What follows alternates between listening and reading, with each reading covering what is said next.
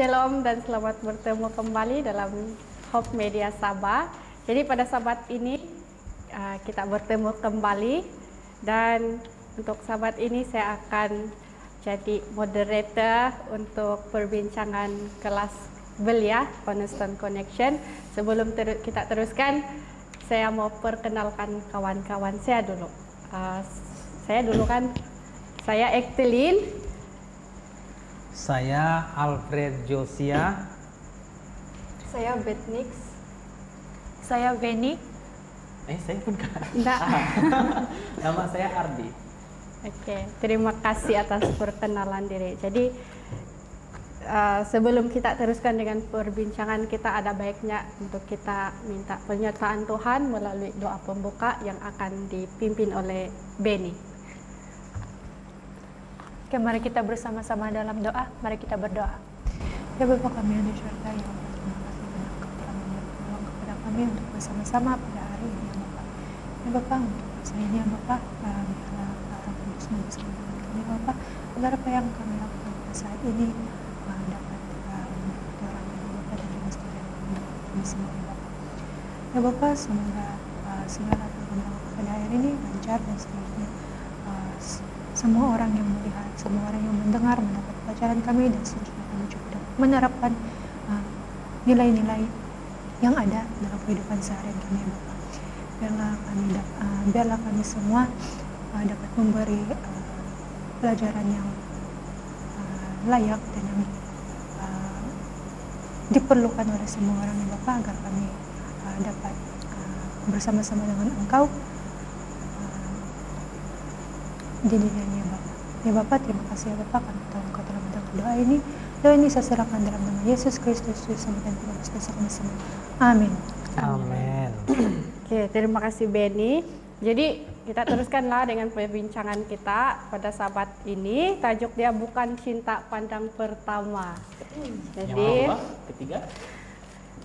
Bukan yang pertama, tapi Yang keberapa yang cintanya? kita tidak tahu lah yang keberapa. Untuk ayat kunci kita boleh dapat dalam Matius 9 ayat 10 dan 11. Saya akan bacakan. Kemudian ketika Yesus makan di rumah Matius, datanglah banyak pemungut cukai dan orang berdosa dan makan bersama-sama dengan dia dan murid-muridnya. Pada waktu itu orang Farisi melihat hal itu. Berkatalah mereka kepada murid-murid Yesus, "Mengapa guru memakan bersama-sama dengan pemungut cukai dan orang berdosa?" Untuk inti cerita pada sahabat ini, saya suka untuk minta teman kita, Betnix, untuk bagi sinopsis lah. Oke, saya akan kasih singkat saja, saya kasih pendek saja. Kamu boleh dapat baca ini cerita kita pada hari ini di dalam Lukas 5 ayat 27 sampai 39. Jadi cerita kita mengisahkan tentang seorang pemungut cukai yang dipanggil untuk menjadi seorang murid Yesus. Ketika Yesus melihat seorang pemungut cukai yang bernama Lewi, Yesus berkata kepada dia, "Ikutlah aku." Lalu Lewi ini pun berdiri dan meninggalkan segala sesuatu yang dia ada pada saat itu. Jadi pada satu hari dia pemungut cukai ini dia mengadakan pesta makan dan minum di rumah dia, dan dia menjemput Yesus dan juga murid-murid Yesus dan juga para pemungut cukai yang lain dan juga orang-orang yang berdosa yang lain. Lalu orang Farisi dan ahli-ahli Taurat melihat hal ini, dan mereka pun dorang marahlah, "Kenapa kamu makan dengan pemungut cukai dan orang-orang berdosa nih?" Dia bilang tuh, ini ahli-ahli Taurat dan orang Farisi. Lalu Yesus menjawab, Bukan orang sehat yang memerlukan tabib, tetapi orang sakit. Aku datang untuk memanggil orang benar, tetapi orang berdosa, bukan orang sakit yang memerlukan tabib, tetapi orang benar. Aku datang bukan untuk memanggil orang benar, tetapi orang berdosa, supaya mereka bertobat. Tapi orang Farisi ini tetap tidak puas hati. Dia cakap lagi, kenapa murid-murid saya dan murid-murid Yohanes sedang berpuasa, padahal kamu makan-makan pula, dia bilang. Lepas itu Yesus jawab, dapatkah sahabat mempelai laki-laki disuruh berpuasa sedang mempelai itu bersama mereka? Tetapi akan datang waktunya apabila mempelai itu diambil dari mereka, pada waktu itulah mereka akan berpuasa. Lalu Yesus dia mengatakan satu perumpamaan yang berbunyi seperti ini. Tidak seorang pun mengoyakkan secari kain dari baju yang baru untuk menambalkannya pada baju yang tua. Jika demikian, yang baru itu juga akan koyak, dan pada yang tua itu tidak akan cocok kain penambal yang dikoyakkan dari yang baru itu. Demikian juga tidak seorang pun mengisikan anggur yang baru ke dalam kantong kulit yang tua, karena jika demikian anggur yang baru itu akan mengoyakkan kantong itu, dan anggur itu akan terbuang dan kantong itu pun hancur. Tetapi anggur yang baru harus disimpan dalam kantong yang baru pula, dan tidak seorang pun yang telah minum anggur tua ingin minum anggur yang baru, sebab ia berkata anggur yang tua itu baik. Sampai sana saja sinopsis kita. Terima kasih atas ringkasan cerita pada hari ini. Jadi ada sesuatu yang menarik perhatian saya di sini. Ada ayat yang begitu menarik perhatian saya, di mana di dalam Lukas 5 ayat 36 hingga 39, di mana Yesus mengumpamakan tentang secari kain yang baru dan secari kain yang lama. Ya, tidak dikatakan sini tidak seorang pun mengoyakkan secari kain dari baju yang baru untuk menambalkan pada baju yang tua. Jika demikian, yang baru itu juga akan koyak, dan pada yang tua itu tidak akan cocok kain penambal yang dikoyakkan dari yang baru itu. Juga Yesus mengumpamakan tentang anggur yang diisi ke dalam kantong yang baru dan kantong yang lama. Demikian juga tidak seorang pun mengisikan anggur yang baru ke dalam kantong kulit yang tua. Karena jika demikian, anggur yang baru itu akan mengoyakkan kantong itu, dan anggur itu akan terbuang dan kantong itu pun hancur.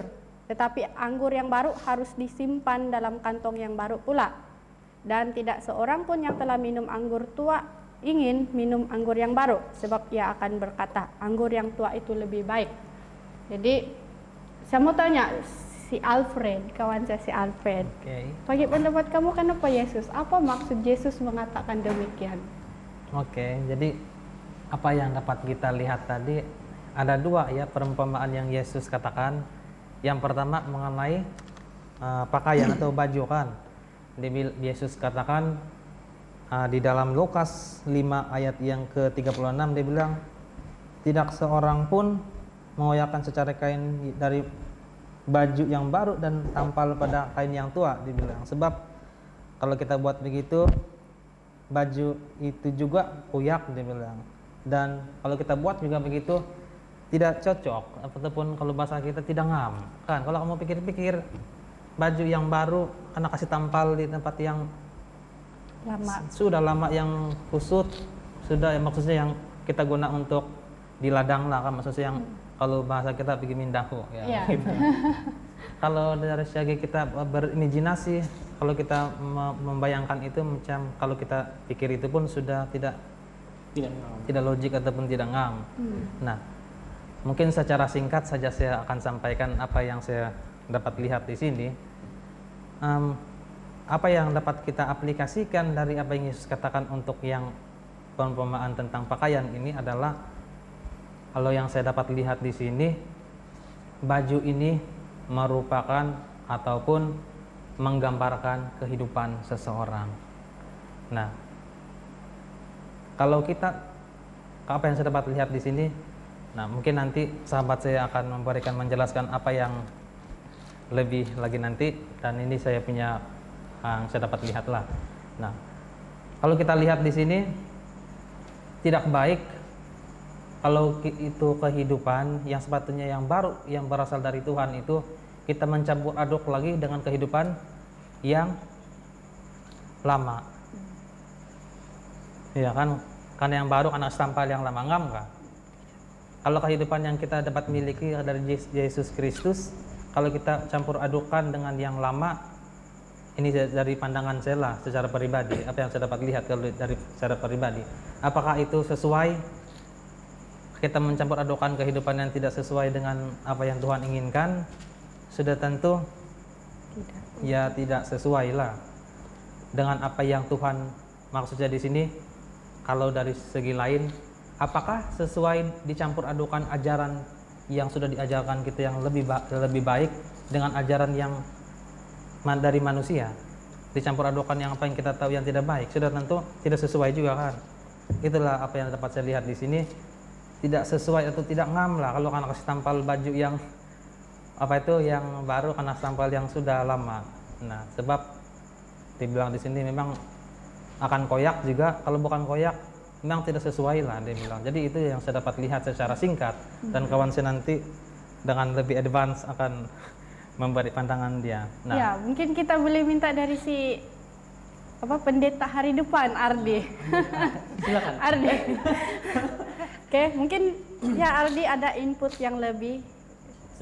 Saya sangat setuju dengan apa pendapat yang telah disampaikan oleh kita punya pendeta hari depan Alfred tadi, apabila dia mengatakan yang itu merupakan ajaran manusia dengan ajaran apa yang berdasarkan daripada Tuhan. Nah, kita lihat kembali apabila kita membaca semua ini kan itu orang Farisi sangat bersungut-sungut bah. Manakala pula Yesus dengan rela hati mau untuk join dorang, mau untuk bersama-sama dengan dorang, untuk bersukacita, untuk bercerita, untuk mengungsikan firman Tuhan. Orang Farisi ini pula merasakan diri mereka ini terlalu layak, terlalu tinggi, dan bila dia lihat Yesus itu berbuat sedemikian, dia cakap, oh ini nih orang yang berdosa nih, kalau ikut betul undang-undang patutnya kita tidak dicampur-campur bersama orang. Macam yang dikatakan tadi, apabila orang Farisi melihat keadaan ini, dia melihat nilai pada satu sudut manusia atau satu sudut undang-undang yang telah diperkenalkan daripada zaman perjanjian lama, yaitu apabila Musa masih ada di sini. Orang melihat orang berdosa ini dan orang tidak mau bercampur. Oh, sebab undang-undang cakap tidak boleh. Tapi Yesus, apa yang Yesus lakukan? Dia dengan suka hati, dia dengan bersukacita ingin bersama-sama dengan mereka karena kasih.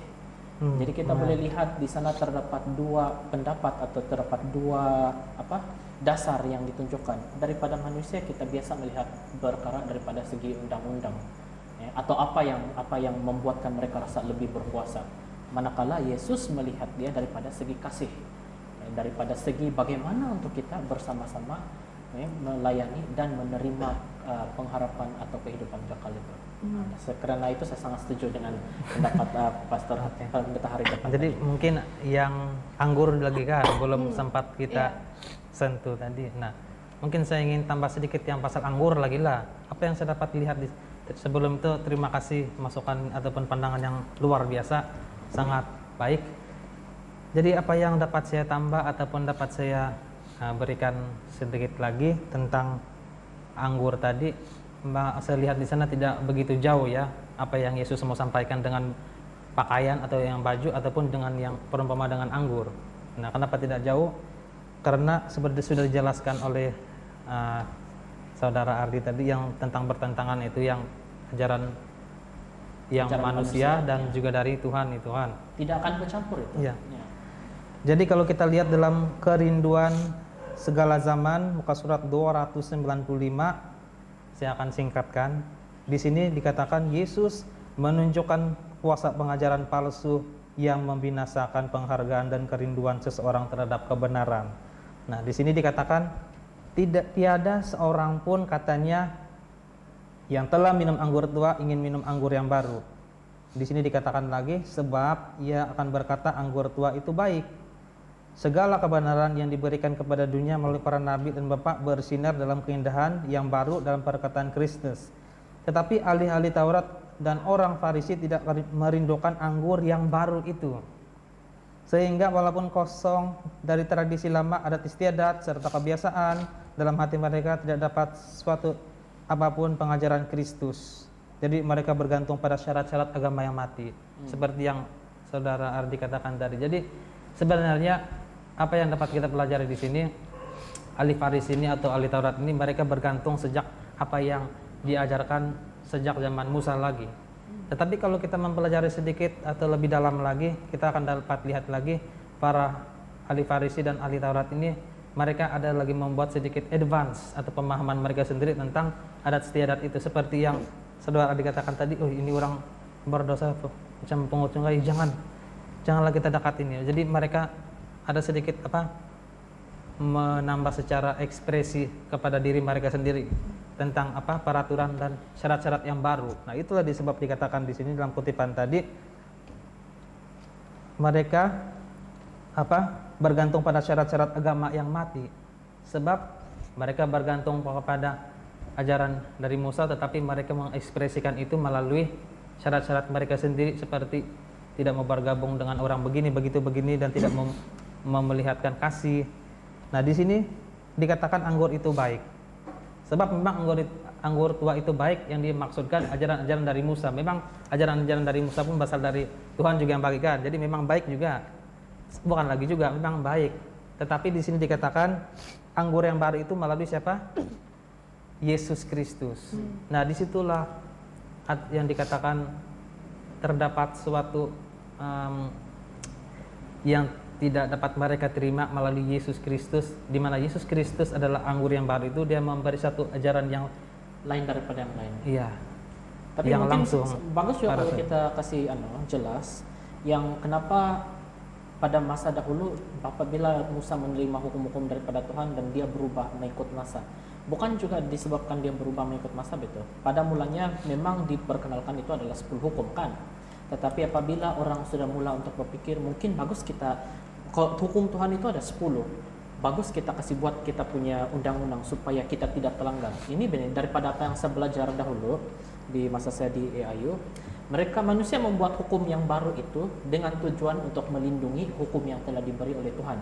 Jadi bagus lagi kita buat ini hukum supaya orang tidak terlanggar hukum. Terus generasi yang baru datang, kita buat hukum yang baru supaya orang tidak terlanggar yang ini, supaya tidak terlanggar hukum Tuhan. Dan dia berjalan ikut masa dan dia bertambah sampai apabila zaman Yesus, dan Yesus melihat semua ini. Hukum yang saya hantar dulu, yang 10 hukum itu berdasarkan apa? Berdasarkan kasih. Karena bila orang Farisi bertanya, hukum mana yang paling penting? Dia bagi tahu ada 2 hukum saja. Disinilah semua terkandung hukum Taurat, mencintai Tuhan dan mencintai sesama sendiri.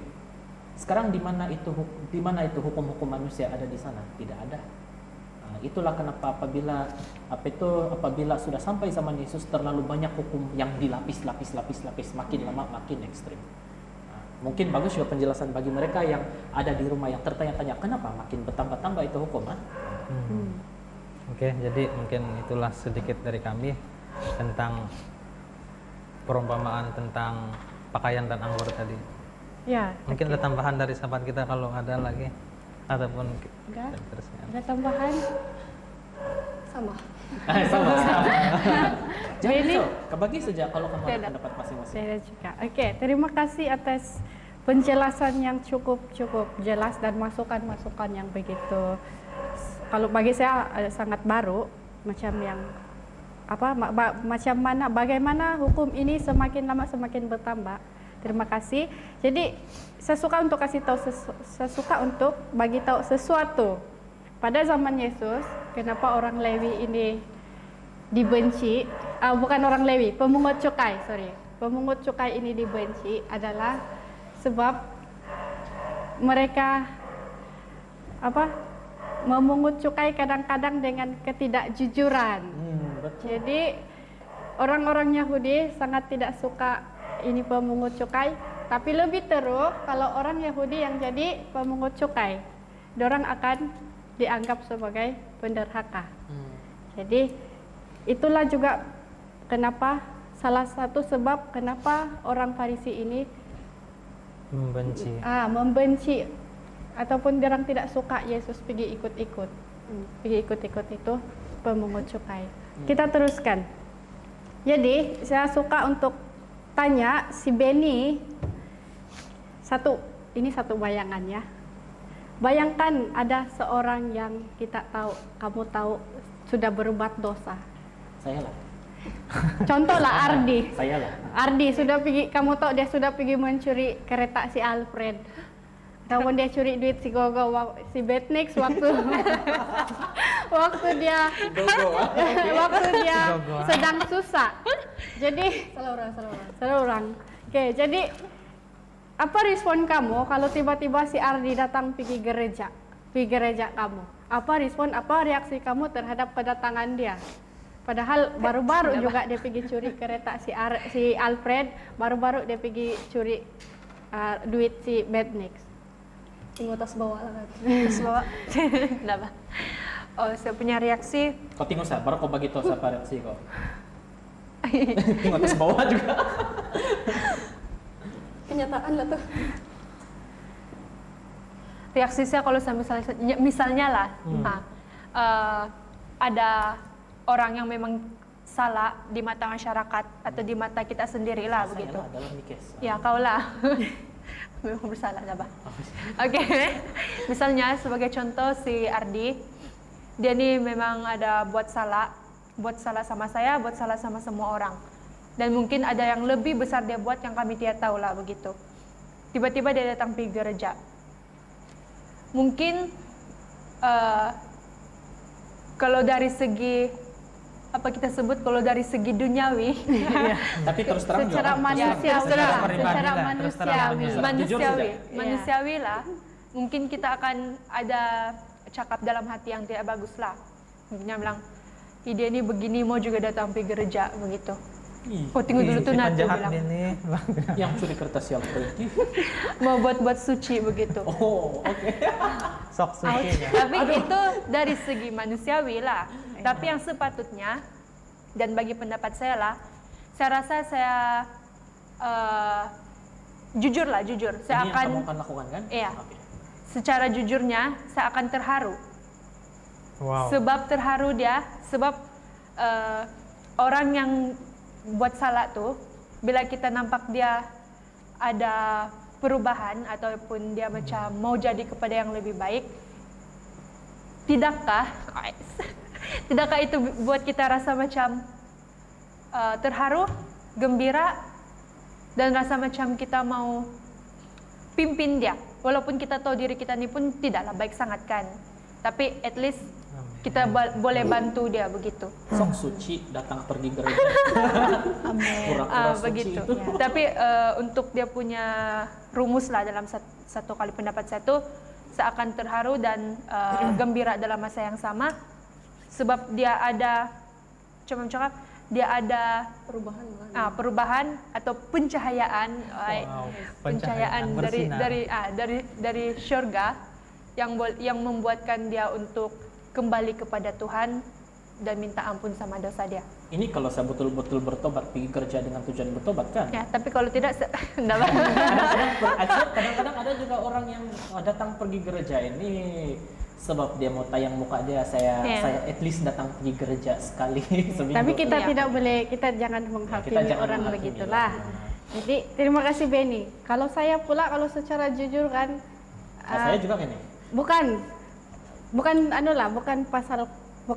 Buat saja, berdasarkan situasi tadi, tapi pernah ada satu situasi di mana ada seorang kaki minum ini datang ke gereja. Saya tahu sejarah dia, pada waktu dia mabuk, dia akan cari buat masalah, dan dia agak tidak siok lah mau ingat apa yang dia buat waktu dia mabuk. Tapi mungkin juga pada waktu itu disebabkan kita, mungkin bukan saya mau katakan yang saya dekat sama Tuhan, tapi sedang belajar tentang Tuhan, bagaimana kasih Tuhan ini bekerja. Pada waktu dia datang ke gereja, saya bukannya rasa mau marah, bukan rasa macam betapa dia mau pergi sembahyang bilang, bukan begitu, tapi ada itu perasaan, wah dia pergi sembahyang, puji Tuhan. Macam si Benny cakap, dia sangat terharu. Saya juga ada itu, sudah melalui itu keadaan. Tapi mungkin kalau lah itu orang buat salah sama saya, datang pergi gereja, saya mungkin berkemungkinan besar yang dia ini buat suci. So suci lah. So Tapi at least suci. jujur lah kan? Ya, At itu least jujur jujur. kalau dia buat salah sama saya yang sangat besar. Tapi ya, saya perlu sebagai manusia, saya perlu terus pandang sama Tuhan, belajar tentang kasih Tuhan, belajar bagaimana kasih Tuhan itu bekerja. Nah, boleh kah Nah. kalau saya ini Iya. kita kongsi sedikit sih lah pendek deh. Kalau bagi saya kan menurut saya punya pengalaman juga lah, ini adalah kisah sebenar yang telah berlaku dengan saya pada suatu masa dahulu. Apabila orang yang macam ini orang dia sebenarnya orangnya sangat bagus, orang dia sangat bagus, pintar, bukan alang-alang pintar dia. Tapi apabila dia terpesong sedikit daripada jalanan yang sepatutnya dia jalan dan dia minta bantu daripada orang, tapi orang tidak berkemampuan untuk membantu dia dan dia akhirnya terpesong betul-betul. Bila saat itu saya dan teman-teman saya coba untuk memujuk dia untuk pergi gereja, mungkin bagus juga kalau kita pergi gereja, kita sama-sama bersembayang. Dan apabila dengan semua usaha kami itu berapa lama akhirnya baru dia mau pergi gereja. Tapi bila pergi gereja, ini adalah true story juga. Bila pergi gereja, kadang-kadang anggota gereja tidak terima dia. Bila dilihat dia dinilai dan dia dihakimi, oh tengok dia datang sudah ini yang dulu yang ajaran sesat dia macam begini. Saya boleh paham juga macam mana kita boleh lihat di sana yang ajaran manusia dengan ajaran Tuhan itu betul-betul berbeza. Kalau kita betul-betul mau setia dengan diri kita, ajaran Tuhan tidak akan masuk. Iya. Sebab kita punya konsul pada sahabat ini dia mengajar kita untuk mempunyai itu belas kasihan, kasih kepada orang yang berdosa. Ya. Itu sejalan sampai perkongsian. Terima kasih Ardi atas perkongsian. Jadi itu ada mengajar kita sedikit sebanyak tentang perlunya ada belas kasihan, kasih. Oke, jadi kita teruskan. Saya mau tanya si Alfred. Oke. Alkitab. Ya, saya suka mau tanya Alfred sebab input dia. Yang lain juga saya suka tanya, tapi saya suka tanya untuk permulaan sama si Alfred.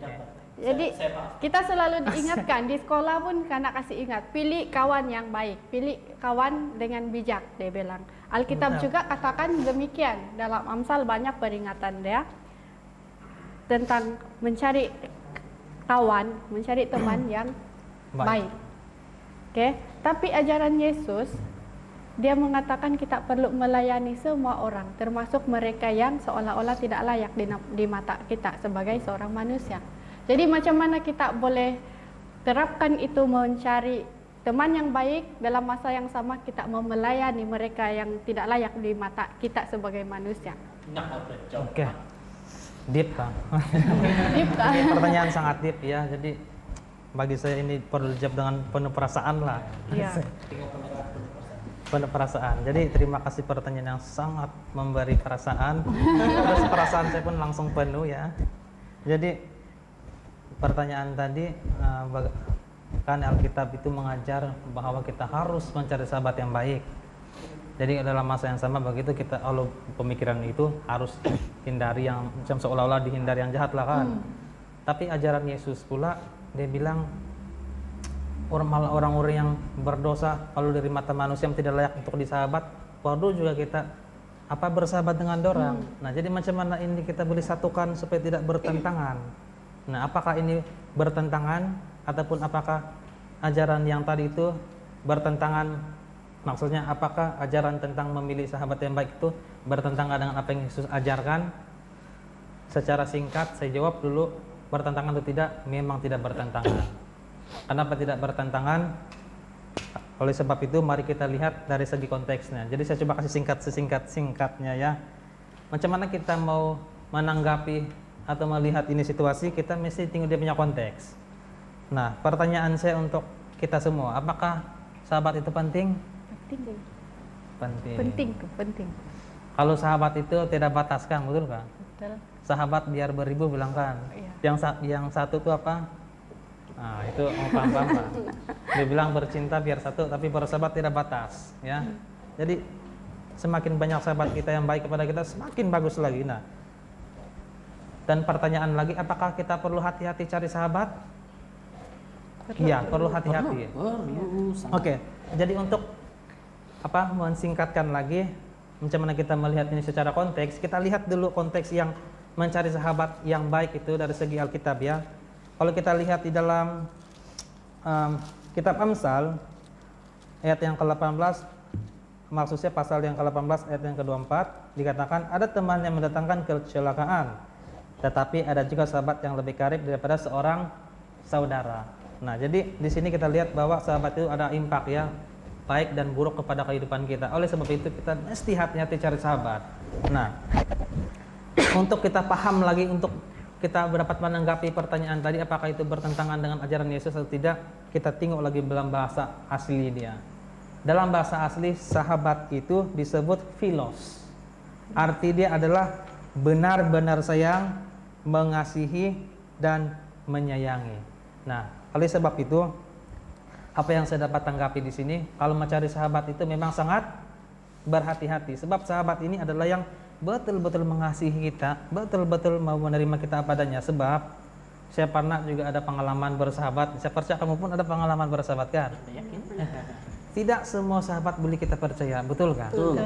Ada sahabat yang akan menikam kita dari belakang. Betul. Dan ada juga sahabat bila kita mengalami kesusahan, dia lebih melebihi seperti saudara kandung kita sendiri, dan betul-betul bersama-sama kita, support kita, dia angkat kita, maksudnya angkat dari kesusahan kita. Jadi sahabat ini perlu kita miliki dalam kehidupan kita, sebab sahabat ini sangat penting. Seorang dikatakan oleh yang bernama Leslie, dia bilang sahabat ini dapat kasih sembuh seorang yang ada sakit mental. Betul. Betul. Siapa Sebab bila dia bersahabat, dia punya ya sakit mental dia pun boleh terobati. Jadi salah satu macam mana kita mau sembuh mental, kita memiliki sahabat. Jadi sahabat itu sangat penting. Jadi itulah sebab kalau kita mengajarkan cari sahabat itu yang betul-betul boleh mengangkat kita. Jadi sahabat di sini sudah kita tahu tadi kan, dalam bahasa konteks asli dia yang betul-betul kita percaya, yang betul-betul boleh kita luahkan kita punya masalah hidup. Sebab tidak semua orang kita boleh kasih cerita apa yang pribadi kita, betul kan? Betul. Tidak semua orang macam saya baru kenal dia, terus saya bilang, kau tahu kemarin saya begini. Tahu-tahu besok dia sudah kasih sebar satu Malaysia. Betul. Satu Malaysia. Dia kasih post di Facebook kan? Dia kasih viral. Viral. Jadi Tag lagi. bila kita tahu itu, kita pun semakin sakit, dan dia kasih ketawa pula kita di belakang. Jadi itulah yang dimaksudkan di dalam Alkitab itu, cari sahabat yang betul-betul kita boleh percaya, yang boleh mendukung kita, yang bukan menikam kita. Nah, kita masuk pula konteks Yesus Kristus. Nah, apa yang Yesus coba sampaikan di sini adalah Yesus bilangkan, dia bilang? Apa hukum yang terutama tadi? Kasihilah Tuhan Allahmu dengan segenap hatimu Dan segenap akal budimu. sesamamu manusia, bilangkan. Itulah hukum yang terutama. Jadi bila kita mau tanya apa hukum yang terutama, kita kasih Tuhan dengan segenap hati, dan kita kasih sesama manusia dengan segenap hati kita. Nah, jadi apa yang Yesus coba sampaikan di sini adalah sementara kita hidup di dunia, kita memang harus memiliki sahabat yang betul-betul kita percaya. Tetapi bukan berarti pemahaman itu menutup kita untuk melayani orang-orang yang memerlukan Tuhan. Maksudnya di sini konteks dia berbeda. Konteks yang pertama tadi itu sahabat yang betul-betul kita percaya, yang boleh mendukung kita, yang tidak menikam kita, yang kita percaya. Konteks Yesus Kristus ini, diri kita, hati kita tidak menutup untuk melayani, tidak memandang bulu orang yang kita mau layani ini, sebab kita tidak tahu hati orang. Bukan kita lihat dari luaran. Jadi konteks Yesus dan konteks yang sahabat tadi agak sedikit berbeza, tetapi sejalan. Maksudnya yang konteks sahabat itu kita harus cari betul-betul yang tidak menikam kita, yang betul-betul mengangkat kita. Tapi konteks Yesus ini kita harus buka hati kita untuk semua orang, sebab kita tidak tahu macam mana hati orang, sejahat apapun laluan dia, sebenarnya dia punya hati pun sedang berseru meminta pertolongan Tuhan. Itulah yang perlu kita belajar di sini untuk mengasihi semua manusia. Jadi dalam hidup kita di dunia ini kita perlu ada sahabat. Cari hati-hati, cari sahabat yang betul-betul percaya. Dalam masa yang sama, jangan tutup kita punya diri untuk menerima orang-orang yang berdosa yang mau datang kepada Tuhan. Itu poin yang mau disampaikan di sini. Sebagai satu contoh, saya tidak ingin maksudnya saya sampaikan secara umum satu kesaksian. Ada satu orang lelaki ya di sebuah kampung, orang memandang dia sangat Kalau Tidak. bilang yang lagu tuh sebelah mata ya, begini Sebelah mata aja. sebelah mata. Sebab Kalau boleh tidak tinggal lagi ya. kalau boleh kasih beginilah. Sebab kenapa orang memandang dari sebelah mata? Sebab dia bekas. Saya tidak akan sebut satu persatu. Dia bekas ini dan bekas ini dan bekas ini dan dia sudah dilakukan ini. Jadi orang pun tidak percaya dia. Dan satu masa apa yang dapat saya lihat secara pribadi, dia telah dibaptis ulang dan Amin. menerima pertobatan lagi. Dan dalam masa yang sama, walaupun dia sudah melakukan itu, masih ada orang yang berpandang zero. Nah, satu masa apa yang saya dapat lihat secara yang betul-betul nyata, ketika ada satu orang limpas atau lewat di rumah dia, orang itu sangat kesusahan, limpas di depan rumah dia, apa yang dia buat? Dia keluar rumah dia masuk pakit, dia ambil duit dia, dan dia bagi sama itu orang susah. Bayangkan apa jiwa dia. Padahal orang memandang dia sebelah mata. Nah, bila satu masa saya coba untuk mendekati dan bercerita sama dia, dan saya coba bertanya tentang apa yang dia lakukan itu, dia bilang saya sangat kasihan dengan orang yang lewat di rumah saya. Dia katakan begitu. Sebenarnya uang yang saya berikan sama orang itu saja duit yang saya ada waktu itu. Dia bilang bayangkan betapa besar hati dia kan. So, keadaan dia waktu itu susah, tapi dia sanggup bagi apa yang dia ada. Jadi itulah, kita tidak boleh menutup hati kita untuk orang-orang yang datang kepada kita untuk bersahabat, tetapi berhati-hati juga. Itulah yang maksud saya tidak bertentangan. Dalam masa yang sama kita mendekati orang-orang yang maksud saya katakan tadi, kita harus jangan juga terlampau over. Iya. Kita mesti hati-hati juga. Jadi itulah tidak bertentangan.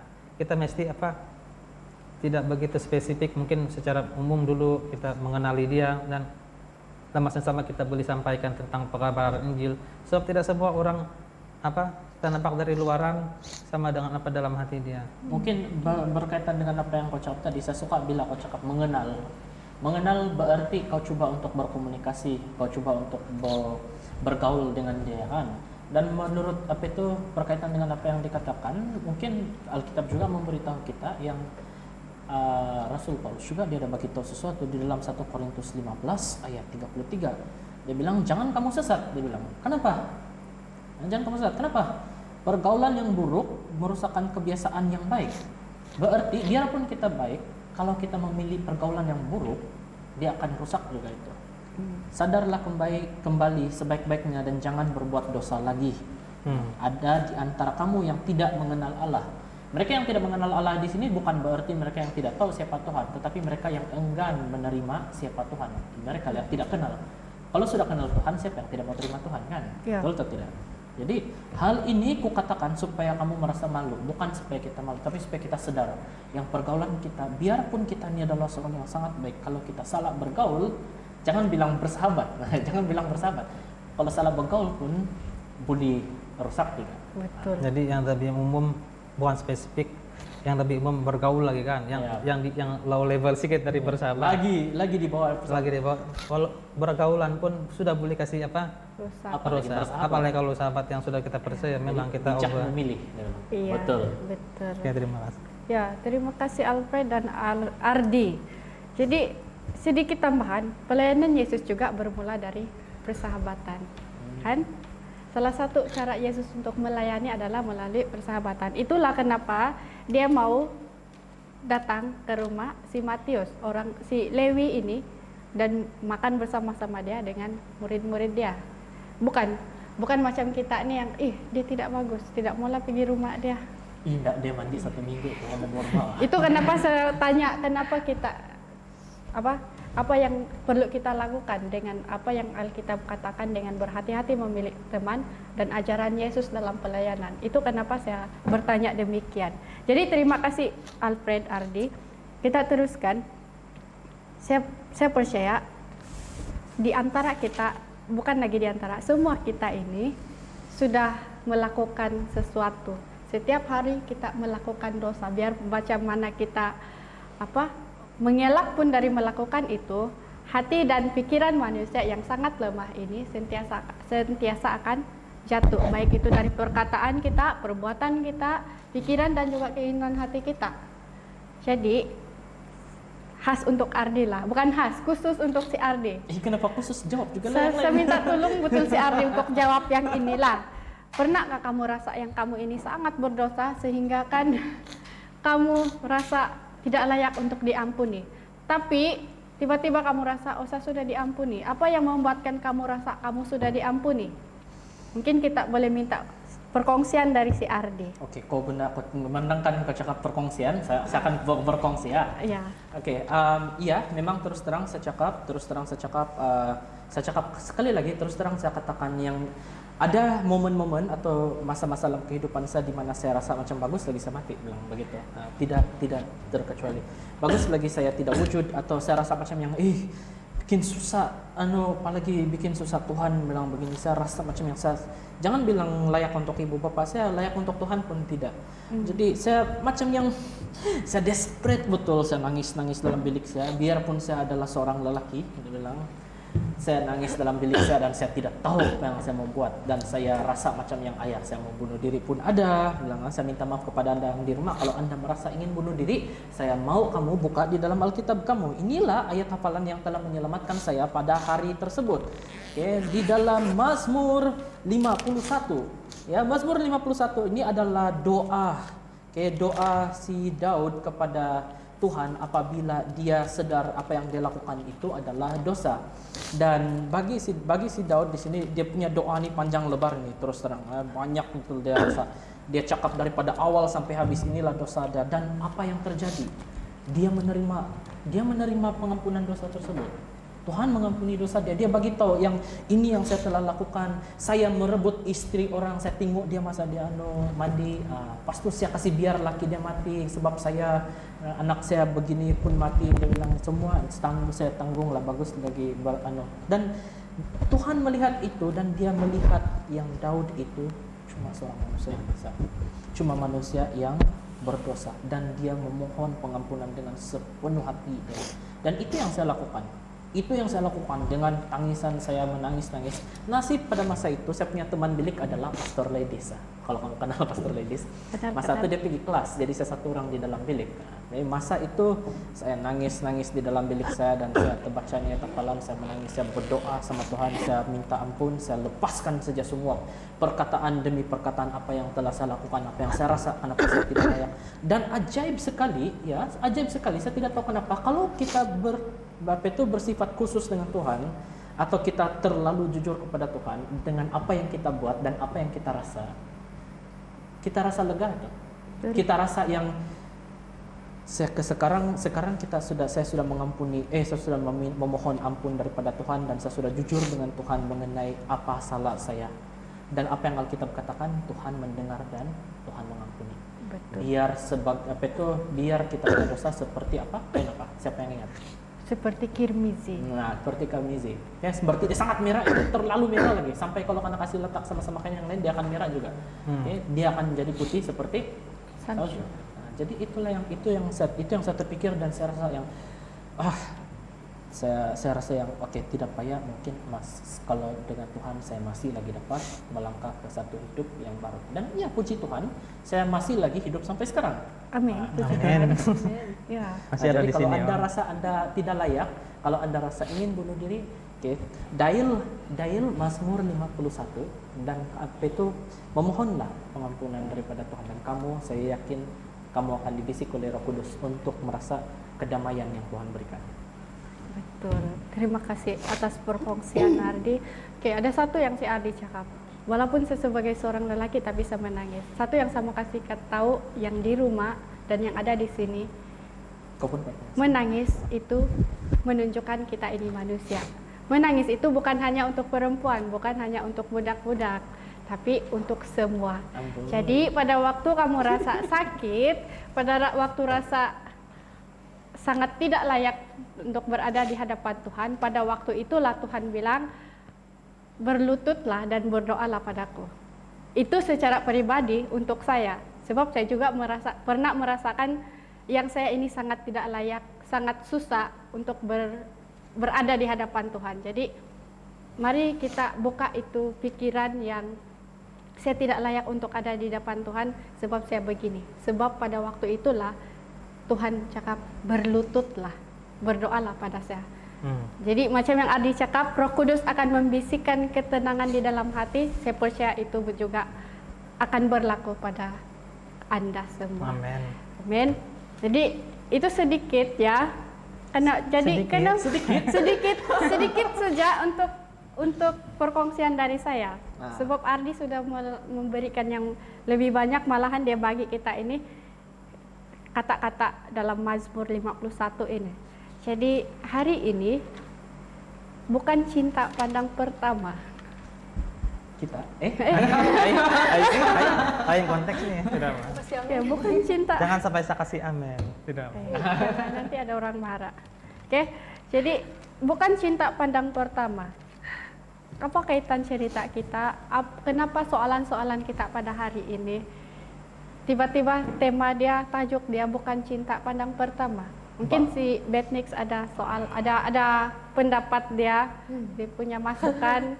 Kita persilahkan. Dia dari tadi diam. Saya dengar saja. Oke, teruskan. Oke, agak-agak apa?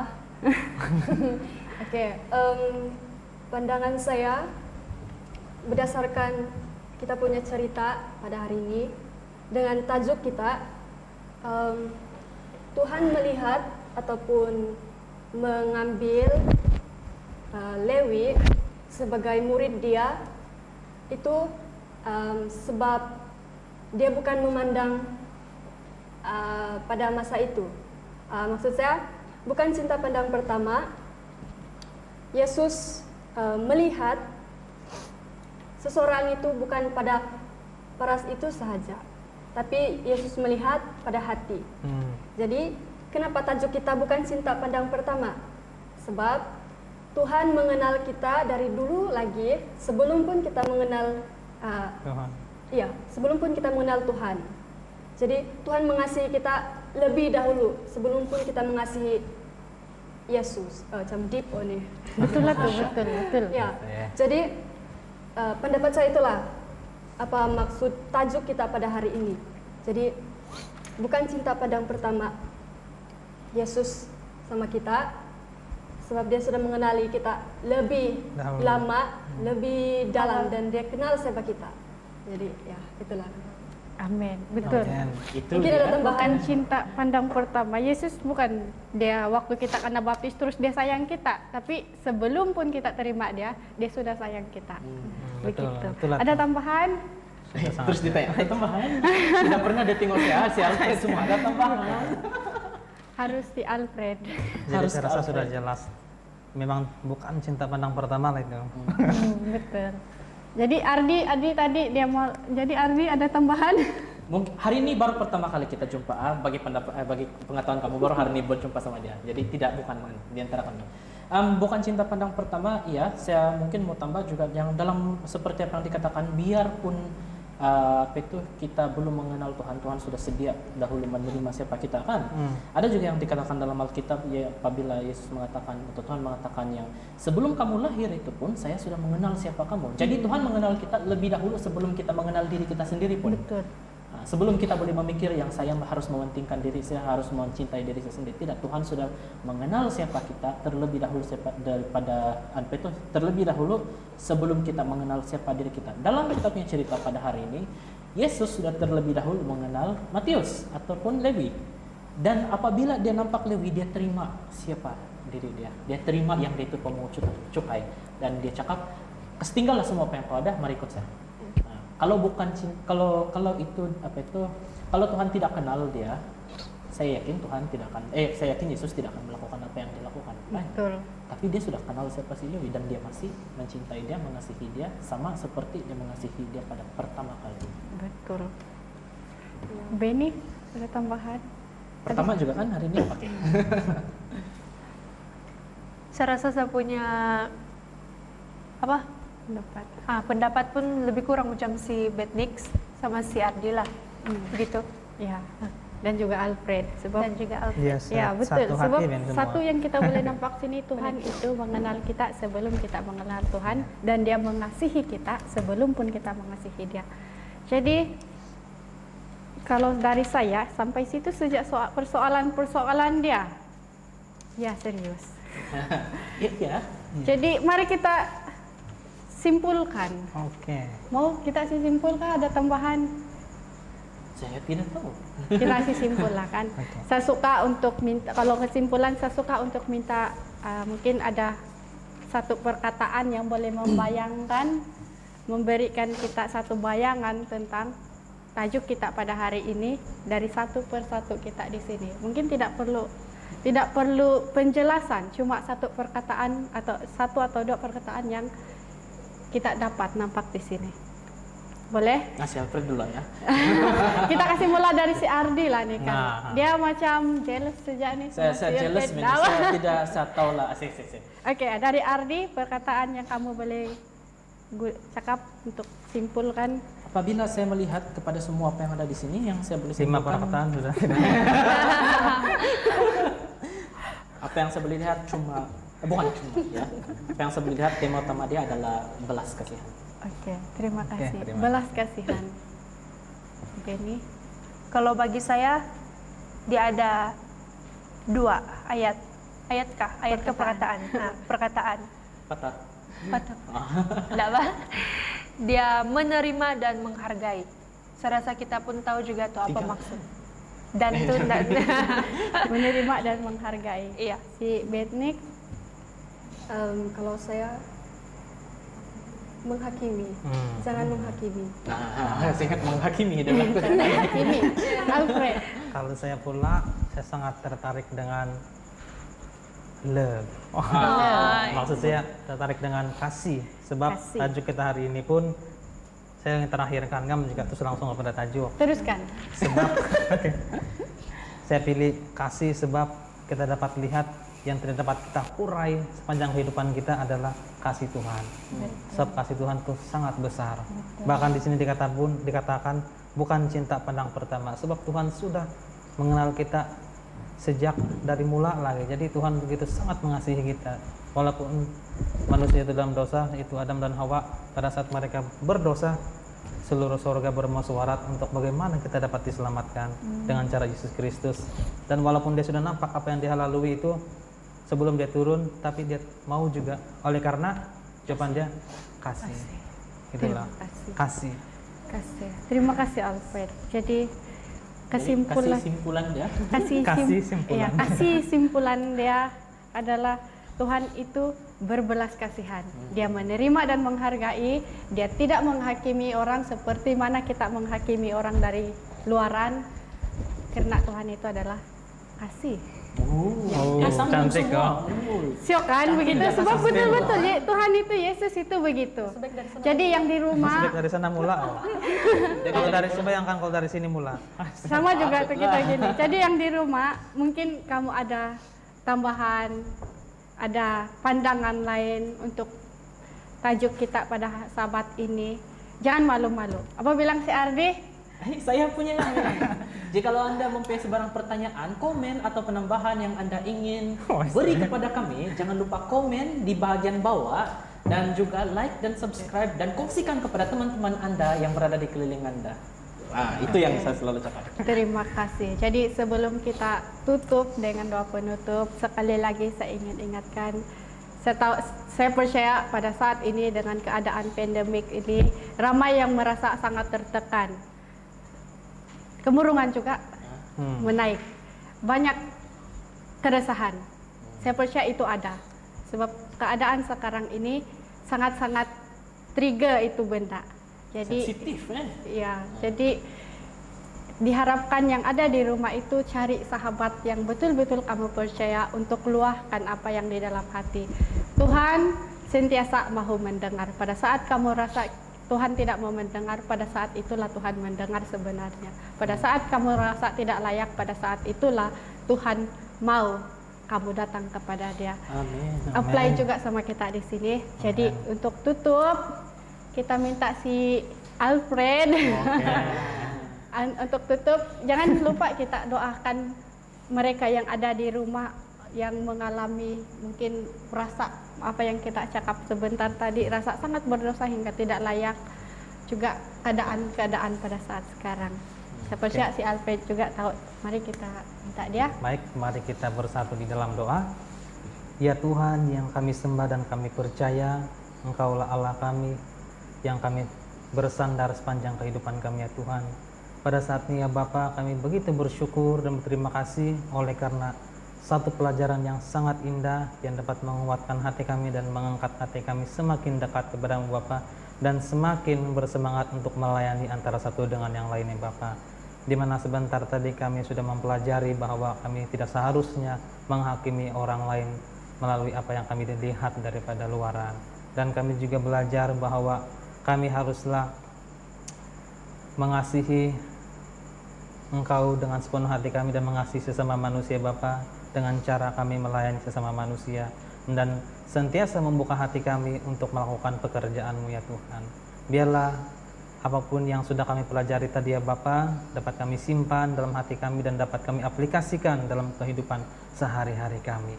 Ya Bapa Surgawi, pada saat ini biarlah Engkau memberkati kami semua yang ada di tempat ini, begitu juga mereka yang sedang berada di rumah Bapa. Biarlah Engkau menyertai memberkati mereka dalam segala keadaan yang mereka hadapi saat ini ya Bapa.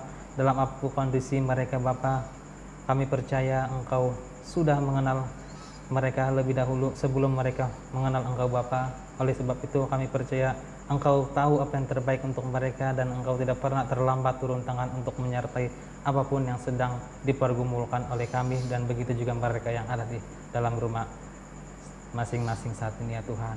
Biarlah di tengah-tengah krisis yang kami hadapi pada saat ini, khususnya COVID-19, ya, di mana mungkin saja membuat kami kemurungan, mungkin saja membuat kami semakin lemah semangat, tetapi kami percaya ketika kami bersandar sepenuhnya pada Engkau ya Tuhan, kepada Yesus Kristus, kami akan tetap sentiasa kuat dan iman kami tetap teguh, dan Roh Kudus sentiasa memberi kekuatan dalam hati kami sehingga kami memiliki pengharapan, memiliki kekuatan sepanjang kehidupan kami ya Tuhan.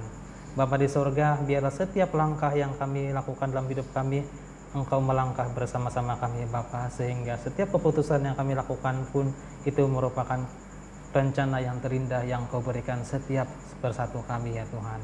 Bapa di sorga, banyak lagi yang ingin kami sampaikan, tapi kami percaya Engkau sudah melihat seluruh isi hati kami, dan Engkau akan menjawab itu sesuai dengan kehendak-Mu ya Bapa. Dan biarlah kami dapat selalu disucikan dengan darah Yesus Kristus, karena kami sudah menerima Yesus Kristus sebagai juru selamat dan jaminan kami dalam kehidupan kami ya Bapa. Di mana saat ini kami tidak perlu lagi merasa bahwa terbeban oleh dosa-dosa kami tidak perlu lagi merasa malu oleh karena Yesus Kristus sudah mati bagi kami, dan itulah pengharapan kami di dunia ini. Terima kasih Bapa.